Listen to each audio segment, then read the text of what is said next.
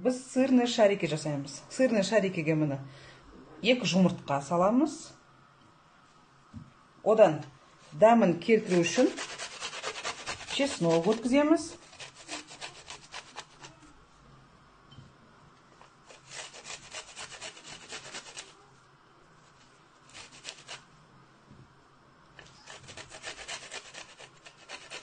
Чесноктың бәрін өткізіп болғаннан кейін барып, біз где-то бір 2 қасықтай ұн саламыз. 2.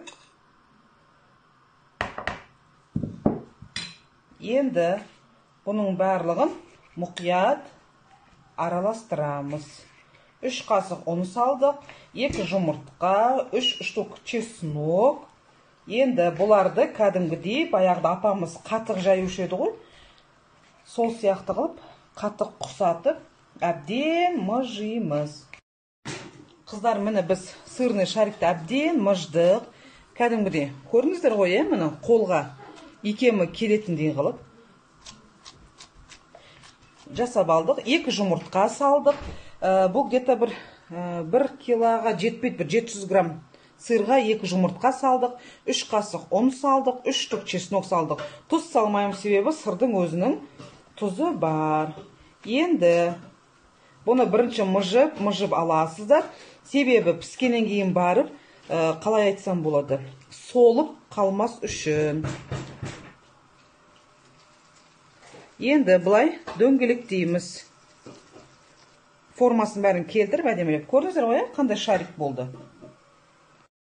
Міне біз сырный шариктің бәрін дөңгелетіп болдық бәрін түгел.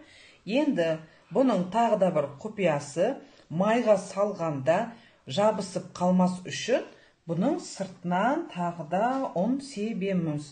Ұнымыз көп болмасын.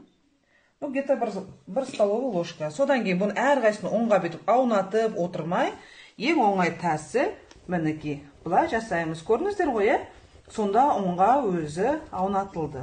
Енді бұны ыстық сұйық майға қуырып аламыз. Міне сырный шариктерін бәрін салдық.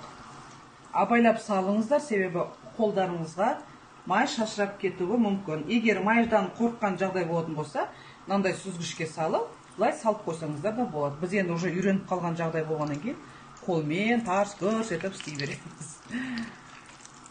Мінекей, қазір қызарған соң, сырный шариктерді аламыз.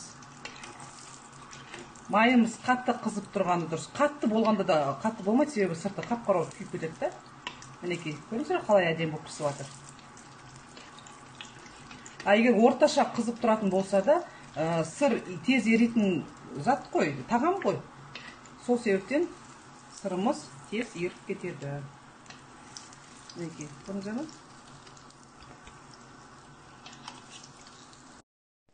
Мінекей біздің піскен сырный шарик.